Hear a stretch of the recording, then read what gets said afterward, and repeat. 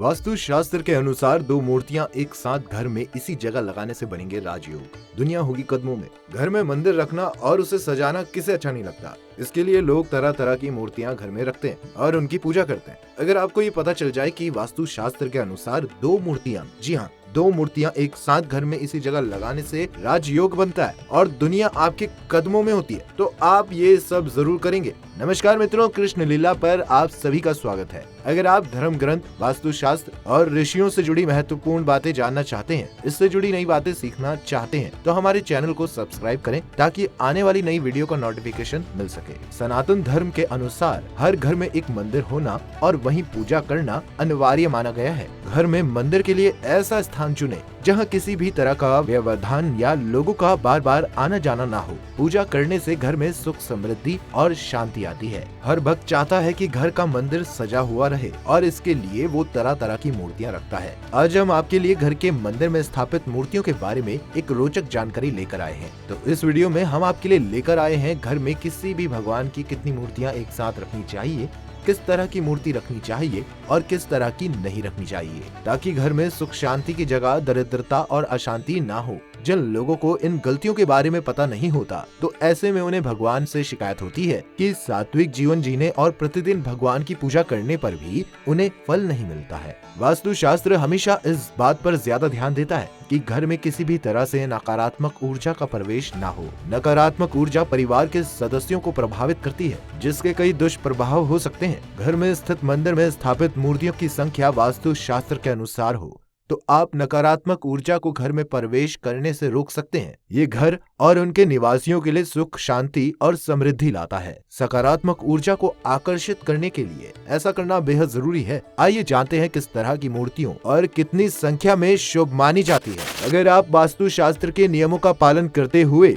घर के मंदिर में मूर्तियां स्थापित करते हैं तो आपका जीवन हमेशा खुशहाल बना रहेगा। हिंदू धर्म में सभी देवी देवताओं की विशेष रूप से पूजा करने का विधान है। पूजा के लिए लोग घर के मंदिरों में भगवान की मूर्ति या तस्वीर रखते हैं। माना जाता है कि घर में सुख, समृद्धि और शांति के लिए जिस तरह घर में सभी चीजों के लिए वास्तु शास्त्र का पालन करना जरूरी होता है, ठीक उसी तरह भगवान की मूर्तियों को भी वास्तु शास्त्र के हिसाब से रखना चाहिए। यदि आप अपने जीवन से सभी बाधाओं को दूर करना चाहते हैं और धन समृद्धि को आकर्षित करना चाहते हैं, तो आपको घर के मंदिर में देवता की मूर्ति की सही संख्या रखनी चाहिए। इसे जानने के लिए इस वीडियो को अंत तक देखिएगा। जानकारी अच्छी लगी हो तो चैनल को सब्सक्राइब करिएगा, लाइक करिएगा और अपनों के साथ शेयर करना ना भूलिएगा। घर के मंदिर के लिए गणपति की मूर्तियों की संख्या। वास्तु शास्त्र कहता है कि घर के मंदिर में कभी भी देवी देवताओं की ऐसी तस्वीर या मूर्ति नहीं रखनी चाहिए जिसमें वो क्रोधित या उग्र मुद्रा में हो। घर में हमेशा भगवान की सौम्य और आशीर्वाद मुद्रा वाली मूर्ति रखनी चाहिए। ऐसी मूर्तियों को रखने से सकारात्मक ऊर्जा का प्रवाह बढ़ता है और आपके घर में सुख शांति आती है। हिंदू धर्म में भगवान गणेश को घर में सुख समृद्धि लाने के लिए जाना जाता है और इसके साथ ही इन्हें विघ्नहर्ता भी कहा जाता है। भगवान शिव से प्राप्त वरदान के कारण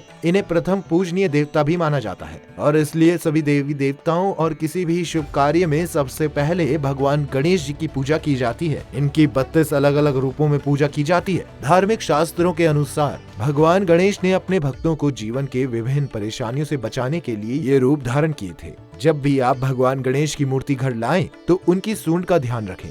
दाईं और सूंड वाले गणपति को सिद्ध विनायक कहा जाता है, जबकि बाईं और सूंड वाले गणेश को वक्रतुंड कहा जाता है। अगर आप घर पर गणेश जी की मूर्ति स्थापित कर रहे हैं तो हमेशा बाईं और सूंड वाले यानी वक्रतुंड गणेश जी की मूर्ति रखें, क्योंकि इनकी पूजा में नियम कम होते हैं। बैठे हुए अवस्था में भगवान गणेश जी की मूर्ति घर में रखना अति शुभ माना गया है, लेकिन ध्यान रहे कि घर के मंदिर में गणपति की मूर्तियों की संख्या विषम संख्या यानी 3, 5, 7 या 9 में नहीं होनी चाहिए। गणेश जी की मूर्तियों की संख्या 2, 4 या 6 सम में होनी चाहिए। अगर आप अपने घर के मंदिर में भगवान गणपति की मूर्ति रख रहे हैं तो उनकी संख्या 2 से ज्यादा नहीं होनी चाहिए। कभी भी गणपति की 2 धातु की मूर्ति ना रखें। आप मंदिर में पत्थर जैसी किसी अन्य सामग्री से बनी एक मूर्ति और एक धातु की बनी मूर्ति रख सकते हैं।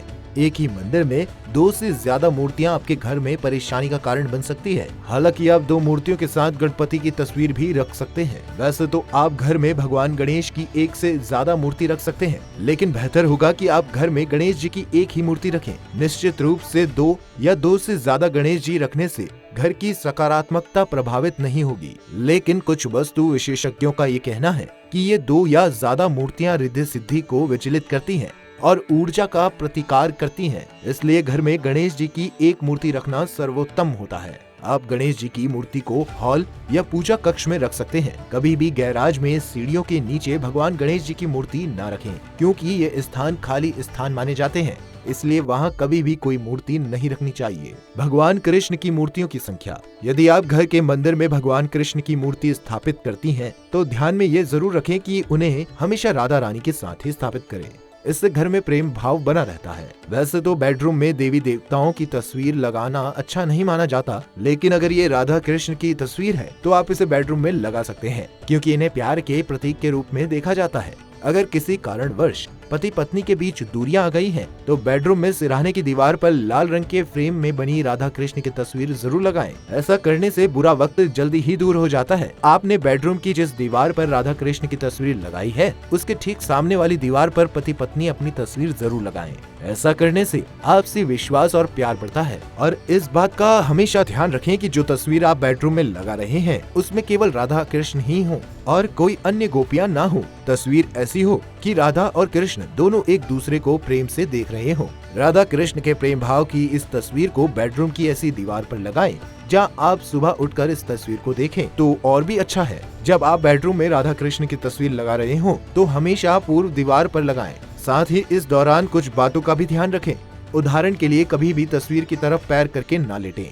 वहीं अगर बेडरूम में अटैच बाथरूम है, तो बाथरूम की दीवार पर तस्वीर नहीं लगानी चाहिए। बाल गोपाल की भी एक ही मूर्ति घर में रखनी चाहिए। श्री कृष्ण के बाल स्वरूप की प्रतिमा की प्राण प्रतिष्ठा करने की जरूरत नहीं होती है। लड्डू गोपाल की मूर्ति स्वयं सिद्ध मानी जाती है। इसे सीधे घर में स्थापित आप कर सकते हैं। भगवान हनुमान जी की मूर्तियों की संख्या। हम सभी बजरंगबली को संकट मोचन कहते हैं।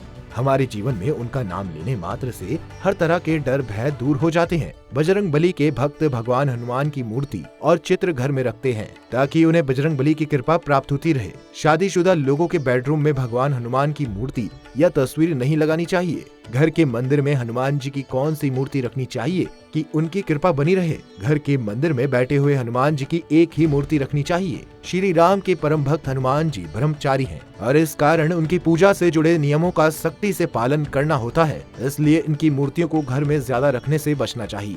घर में भूलकर भी ऐसी तस्वीरें नहीं रखनी चाहिए जिसमें हनुमान जी छाती फाड़ते हुए भगवान राम को दिखा रहे हो, या संजीवनी पर्वत लेकर उड़ते हुए, या भगवान श्री राम और लक्ष्मण को कंधे पर बिठाए हुए हो, या बजरंगबली लंका जलाते हुए हो।